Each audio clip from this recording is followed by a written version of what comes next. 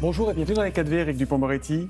Il est temps de siffler la fin de la récréation, avez-vous dit hier, en réaction notamment aux accusations de l'ex-compagne de Julien Bayou, rendues publiques sur un plateau télé par Sandrine Rousseau et qui ont conduit le secrétaire national des Verts à prendre un peu de champ avec ses responsabilités politiques. Il est temps de siffler la fin de la récré. Dans la bouche du ministre de la Justice, ça veut dire quoi?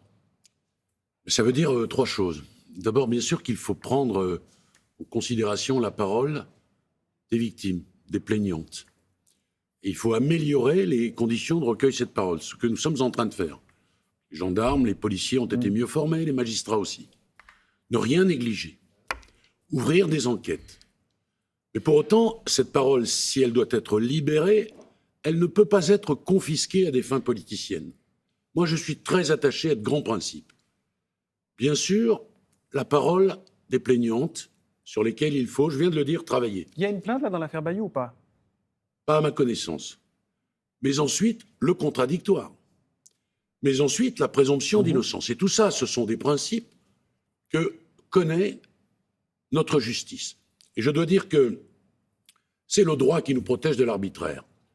Pas question pour moi de code de déontologie alors qu'il y a un code pénal et un code de procédure pénale.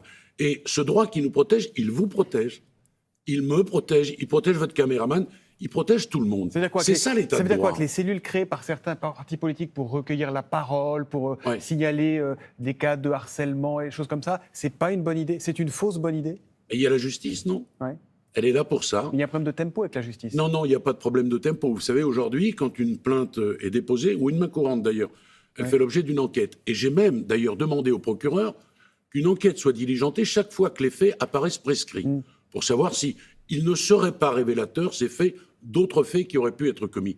Non, la justice, elle a sa temporalité. On ne peut pas attendre des décisions de justice pour prendre des décisions, a dit la vice-présidente socialiste du Sénat, Laurence Rossignol, qui est ancienne ministre du droit des femmes. Mais ça n'a aucun sens. Écoutez, créer une justice parallèle, une justice de droit privé, c'est pour moi extrêmement inquiétant. D'ailleurs, j'ai vu que des avocats s'émeuvent de cela, bien sûr, des professeurs de droit, et ça n'est pas possible qu'on ait cette espèce de justice parallèle et de code de déontologie. Mais qu'est-ce que ça veut dire? Je le redis, il y a un code pénal.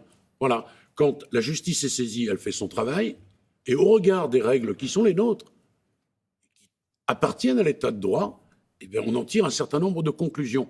Mais ces espèces de cellules, c'est extraordinaire. Vous avez, pour certains, je pense à Lyon en particulier, quelqu'un qui a été ostracisé. Enfin, M. Thomas Soto, on parle d'honneur aussi et de liberté, sans même que l'on sache ce qu'il y a, et lui-même dit « moi, je ne sais pas de quoi je suis accusé ».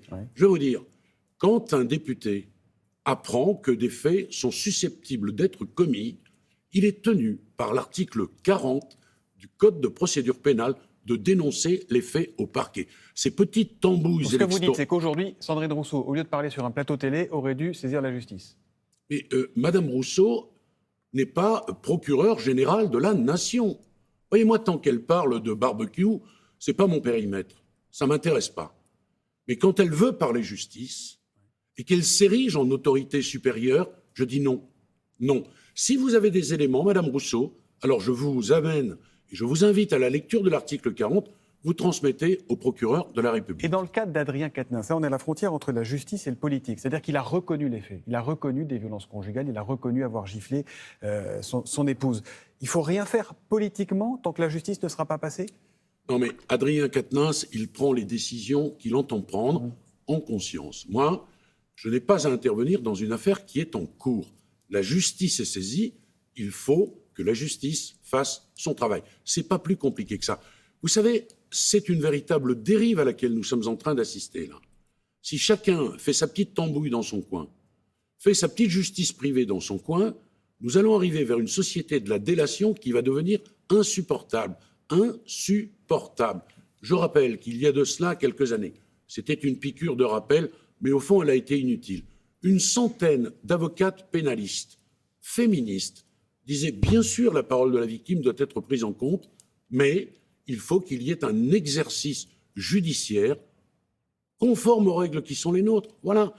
La justice, toute la justice, rien que la justice. Voilà, vous avez parfaitement résumé ma pensée. La justice, rien que la justice, toute la justice. Éric Dupond-Moretti, la justice, vous en conduisez le ministère. Vous y êtes aussi confronté, puisque vous avez dit hier que vous aviez la quasi-assurance d'être envoyé devant la Cour de justice de la République pour prise illégale d'intérêt dans une affaire qui vous vaut d'être mise en examen depuis juillet 2021. Alors on va le préciser, comme tout justiciable, vous êtes présumé innocent. Est-ce que si c'est le cas, si vous êtes jugé et si vous êtes condamné, vous mettrez en retrait votre... Vous allez bien vite. D'abord, le 3, je saurai si je suis renvoyé. Vous en avez la quasi-certitude, c'est ce que vous avez dit. J'en ai la quasi-certitude. Bon.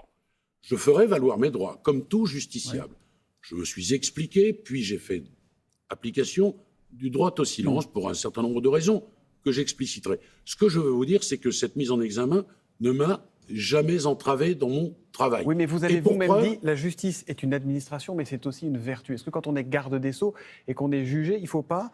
moralement, vous allez me dire que la morale n'est pas le droit et que le droit n'est pas la morale, mais est-ce qu'il ne faut pas se mettre au moins en retrait le temps d'eux ?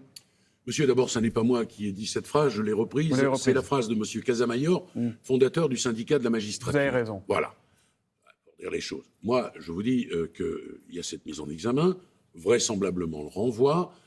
J'ai toujours dit que c'était un règlement de compte. Je m'expliquerai en long, en large et en travers le moment venu. Ce que je veux vous dire, c'est que je tiens ma légitimité du président de la République et de la première ministre, et d'eux seuls, et que cela n'a jamais entravé mon travail. J'en veux pour preuve le budget que je viens d'obtenir, on va y venir au et budget. dont nous allons parler, bien sûr. On va y venir. Prenons quand même un exemple encore sur cette affaire et on passe à la suite. Dans quelques mois, le procureur général près la Cour de cassation, François Molins, prendra sa retraite. Lui, il représente le ministère public dans cette affaire. Autrement dit, c'est votre accusateur. Et c'est vous qui devrez nommer son successeur. C'est vous qui devrez nommer votre accusateur. C'est un peu compliqué, non, quand même ? Écoutez, chaque chose en son temps. Soit on évoque ce dossier complètement sur la place publique et vous me laissez 4 heures pour le faire. Non, on a 1 minute encore là-dessus. Mais... En 1 minute, on ne peut pas dire des choses sérieuses. Mais si, c'est un point sérieux, non, ça. Monsieur Thomas Soto, je vous ai répondu. J'ai été mis en examen. Je serai très, très vraisemblablement renvoyé. Ça n'a jamais entravé mon travail. Je ferai valoir mes droits, attendez, et je suis sûr que vous pourrez relayer mon propos le moment venu. Je n'en doute pas parce que je vous sais soucieux du contradictoire. Et c'est pour ça que j'ai répété ne vous inquiétez pas, présumé innocent et que je vous pose cette question sur le successeur de François Molins. Vous savez, le temps judiciaire n'est pas le temps médiatique. Laissez les choses se faire. Moi, je l'ai toujours dit, extrêmement serein, et je m'expliquerai complètement, soyez-en parfaitement rassurés. Éric Dupond-Moretti, le budget. Donc vous avez obtenu pour votre ministère, pour la 3e année de suite, une hausse record de votre budget. Ce sera plus 7,9%, avec un budget à 9,6 milliards. Ce que tout le monde applaudit, il faut le reconnaître. Est-ce que ça vous embêterait que ce budget-là soit adopté au 49.3 ? Je veux que mon budget soit adopté. Quelle que soit la manière. Non mais attendez, c'est extraordinaire. On va d'abord parler 2 secondes du budget, si vous le voulez bien, parce qu'on ne peut pas résumer en une phrase, tout le monde se félicite. Bon. Vous choisissez vos questions, vous, ce matin. Non, mais je suis venu pour dire un certain nombre de choses. C'est compliqué de faire passer ces messages. Vous voyez, c'est aussi le but d'une intervention comme la mienne. Nos compatriotes sachent que pour la 3e année consécutive, on a une augmentation de 8%. C'est ce que je viens de 3 dire. fois 8 en matière budgétaire, ça fait 26. Ça peut paraître surprenant, mais c'est comme ça. 40% d'augmentation du budget. Ça montre à quel point le président de la République, la première ministre sont attachés à faire évoluer la justice et à lui donner les moyens dont elle a besoin. Quand la tribune des 3000 est sortie, tout le monde en a beaucoup parlé, je m'étais engagé à me battre pour obtenir un nouveau budget historique, car ce sont des budgets historiques. J'y suis parvenu. Maintenant, il n'y a pas que les moyens, il y a aussi les états généraux de la justice qu'on est en train de mettre en place. Je veux une justice plus protectrice, plus rapide, plus proche de nos compatriotes. Pardon d'insister pour faire passer ce message. Vous avez raison. Il nous reste 2 minutes, on va se parler un peu d'Italie quand même. Quelques mots de la situation là-bas. Un séisme politique en Italie peut-il donner lieu à un murmure en France ? S'interroge Le Monde dans son édition datée d'aujourd'hui. Et c'est vrai qu'on est étonné de la discrétion des réactions de la France après la victoire de la candidate d'origine néofasciste, Giorgia Meloni, qui va sans doute devenir première ministre. Est-ce que ça va changer, cette victoire, les relations entre la France et l'Italie ? Moi, j'ai un commentaire à faire. Enfin, j'en ai 2. À titre personnel, vous imaginez que je suis circonspect, je vais le dire comme ça. Ouais. Maintenant, l'Italie est une grande démocratie, elle a fait son choix, nous allons voir ce qui se passe.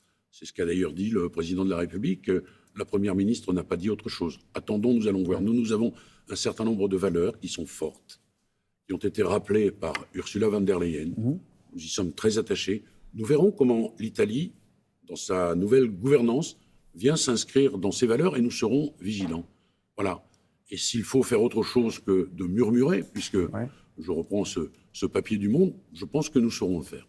Mais l'Italie de Giorgia Meloni peut rester l'ami de la France. Ça dépendra de ses choix, en fait. C'est ce que vous nous dites ce matin. L'Italie est une amie de la France. L'Italie a fait un choix démocratique qui ne regarde qu'elle. Voilà, l'Italie, ça reste un grand pays démocratique. On ne peut pas se priver de l'Italie, vous le savez. La France, d'ailleurs, a signé récemment un traité très important qui est le traité Quirinal avec l'Italie, avec laquelle nous avons des relations constantes. Maintenant, nous serons vigilants à un certain nombre de choses et nous les exprimons s'il faut les exprimer, comme nous les avons exprimés à propos de la Hongrie ou de la Pologne. Dernière question, un match caritatif, on va parler football un peu. Au profit de l'organisation e-Enfance est organisé aujourd'hui entre l'équipe de France de football, enfin des anciens de l'équipe de France, et l'équipe de France de l'Assemblée nationale. Les députés LFI et PS ont finalement décidé de ne pas y participer, ils ne veulent pas jouer aux côtés d'élus du Rassemblement national. Vous les comprenez ou vous leur dites, les gars, là, vous mélangez tout? Je leur dis, débrouillez-vous, c'est vos histoires, c'est pas les miennes. Oh, vous ne mouillez pas là? Non, je ne me mouille pas, je mouille pas le maillot non plus. Je n'ai pas été invité, moi, à participer à ce si match. Si on vous invitez, parce qu'il en manque du monde pour ce soir, vous iriez ou pas? Et pour le spectacle, c'est très bien comme ça. Vous iriez ce soir si on vous proposait, vous? De quoi? D'aller participer à ce match? De jouer, non. De regarder peut-être, De regarder peut-être? Ouais. Et la Coupe du Monde au Qatar, vous allez la regarder ou pas? Oui, comme tous les Français. Pas de boycott? Écoutez, vous avez décidé, vous, d'être... très provocateur ce matin. Non, le boycott. Écoutez, cette Coupe du Monde, qui est dans l'actualité, qui est portée par organisée. Qu'est-ce que vous voulez? Que nous n'y participions pas?